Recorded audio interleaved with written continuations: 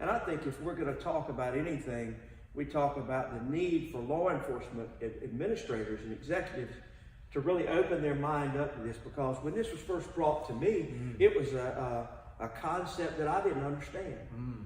So when we walk in the room, and I call that uncomfortable threshold of understanding, just walk in the room and have conversation about how this works, and the fact that this is not where you're subjecting your personnel to get hurt or beaten up on each other. You use the keep it friendly atmosphere, and you're teaching the way the mechanics of the body work. And that's what I'm excited about it, I'm passionate about it.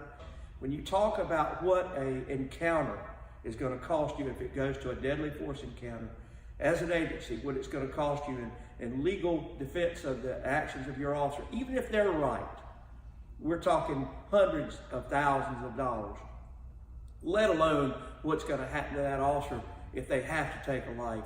And let's be real, some family's going to lose a family member behind that. For you as an agency leader to bring this into your agency is, I'm telling you, it's well worth the time and well worth the expense, and the expense is very low when you compare it to the hundreds of thousands of dollars that you have to spend in legal defense of your officer's actions. Again, you're going to give your officer the best equipment and the best training and that confidence level that you can't put a dollar value on. And I have talked to the director at the Justice Academy. It's amazing. And he's on board with trying to figure out a way to incorporate this. Now, of course, anytime you do that, you're talking about having to go through some rules committees and getting the training committee. I just happened to be on the training committee. So 2 weeks ago, we were in Salemburg, and I absolutely brought that up. And I'll tell you that when I started talking about GST and what it had done for my agency, there were 4 law enforcement leaders at the table, and all of them said, man, it is a great program. So it's already gone through the state. People are talking about it. And we're talking about it at the table at the training committee level. So we're going to see that, I hope, in my lifetime, where that is part of the North Carolina Justice Academy's training program.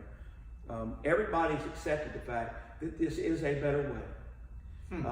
You know, the SCAD instructors that do what they do, and the hand instructors that do what they do it great. But again, to the law enforcement leaders, there's probably not been within my career something that shocked the conscience of agency heads the way this program has, as being a good program to get into. So hopefully we will see that change at the state level. And we have built a program within our agency that's been positive. And I made that investment, I made that financial investment, and the payback has been far greater than my investment. And it's reassuring to me when I go to bed at night that I know the guys and girls I've got on the road know how to do the job and know how to get it done and know how to do it in a safe manner, so that we're not hurting people, we're helping. And our job is to stop the threat. And this teaches us a way to do it, a better way to do it. And I'm proud of what you've been able to teach us to do. But we got to work together and remind our law enforcement partners out there that there is a better way. And it's not that difficult once you get folks in over that uncomfortable threshold, yes, sir, to see what it's about.